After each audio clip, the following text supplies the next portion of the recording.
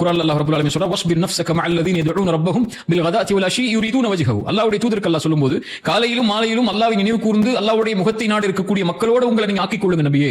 அல்லாஹ்வுடைய நினைவை விட்டு தொலைந்து உலகத்துடைய மனோயிச்சைகள், உலக ஆசைகள்ல, உலகத்துடைய இன்பங்கள் இருக்கக்கூடியவனோட, அது வீணான காரியத்தில் இருக்கக்கூடியவனோட நட்பாக்கிக் கொள்ளாதீங்க. அது உங்களுக்கு எதையும் பிரயோஜனம் அளிக்காது.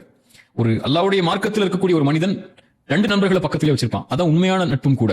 ஒன்று, அந்த நண்பன் நல்ல நண்பனுக்குங்கிற அடையாளம் முதலாவது, அவனுக்கு இருக்கக்கூடிய நலவுகள் அவன் சொல்றதை விட அவன் தப்பு செஞ்சா சொல்லி காட்டுவான்.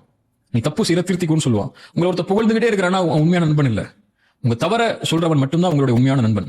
அவனை நீங்க பக்கத்துல வச்சுக்கோங்க. அதான் உங்க வாழ்க்கையை அடுத்த கட்டத்துக்கு கொண்டு போகும். என்ன பண்ணா நல்லதாண்டா பண்ற மச்சான், நீ உன்ன மாதிரி இருக்குமா, நீ தாண்டா, உன்ன தவிர யாரான்னு சொல்லிட்டு அவன் சொல்லுவான்ல, அவன் உங்க நல்ல நண்பன் இல்ல. தப்பு செய்யும்போது தப்பான பாதையில போற, இது தப்பு, இதை விடு அப்படின்னு சொல்லுவான்ல, அவனை தேர்ந்தெடுத்துக்கோங்க.